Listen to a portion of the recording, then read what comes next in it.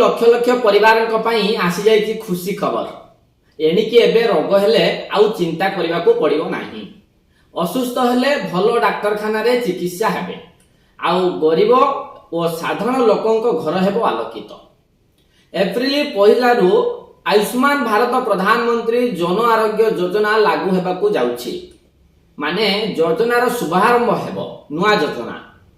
पूर्वरु BSKY योजना थिला, वर्तमान आयुष्मान भारत योजना लागू हेबो जहाँकि लोकमानक जीवनर एक बड़ परिवर्तन आनिदेव आउ केही रोगी सेवारु वंचित हेबे नाही। हेले एठी प्रश्न उठुची ए योजनार अधिकारी किए किए हेबे, कारण आपनक पाखरे बीएसकेवाई कार्ड थिला ताहा सह गत किछि वर्ष धरी बीएसकेवाई योजना चलीथिला जेउथिरे अनेक गरीब मध्यमित परिवार लोक लाभ उठाई पारुथिले, किंतु किछि असुविधार मध्य शिकार होइथिले।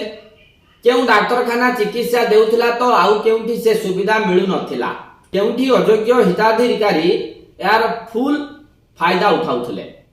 किए कार्ड पाइला तो आउ किए पाउ नथिला।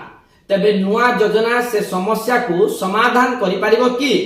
कारण योजना अनेक आसुची किंतु अधारु बाट मारणा होई जाउछे, जहा लागी साधारण जनता भोगुचंती।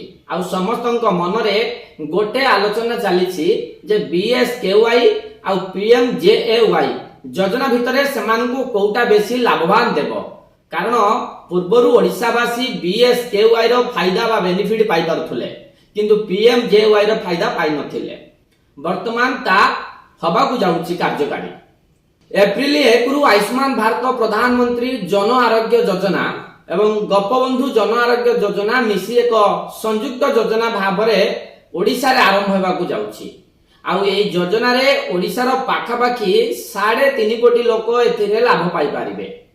कहबाकू गले ओडिसा रो समस्त जनसाधारण एथिरे शामिल होई जिवे, जेउथरे 1 कोटी 3 लाख परिवार उपकृत हेबे। तले ए योजना गरीब एवं आर्थिक दुर्बल परिवार मानक पई एक बड़ सुजोग आनी देबो। आपण माने आउ बड़ हॉस्पिटल को जिबाकू मनरे अंकुश आसीबो नाही। आपण माने आराम से एबे बड़ बड़ हॉस्पिटल को जाई निजर रोग विषय जानि परिबे। ए योजना अनुसार महिला माने 10 लाख टंका पर्यंत चिकित्सा सुविधा पाई परिबे, जेउठी पुरुष माने 5 लाख टंका पर्यंत सुविधा पाइबे। किंतु एठी गोटे बड़ परिवर्तन आसीची जे 70 वर्षरु अधिक वयस्क लोक रहिले सेमानकु 15 लाख टंका पर्यंत चिकित्सा सहायता मिलिबो। केउथिरे ना ए नुआ योजना रे। ए योजना केवल सरकारी नुहे, बेसरकारी डाक्तरखाना रे मध्य चलिबो। आपनको मानक एरिया रे बा अंचल रे जदि बेसरकारी डाक्तरखाना थाए तले आपण माने मध्य सेठी जाई निजर रोग विषय जानि परिबे बा डाक्तरनकु देखाई परिबे। आउ 29,000 रु अधिक डाक्तरखाना एथिरे शामिल हेबे। ताले एही समय रे एमिति एक योजना आसीबा लोकंकु आशा देउछि, किंतु एबे मुख्य प्रश्न एहा ए योजना सठिक भाबे काम करिवो तो? बीएसकेवाई योजना नै अनेक अभियोग रहिथिला, केउटी अनेक हिताधिकारी कार्ड पाइले नाही तो केउटी चिकित्सा सुविधा मिलिला नाही। आउ एबे ए नुआ योजना केउ भाबे कार्य करिवो ता सबुठु बड़ प्रश्नवाची। सभी को सुविधा जोगाइबा थारु आरंभ करी सबु लोक यार लाभ नेई पारुछंती कि नाही ताहा देखिबाकू बाकी रहिला।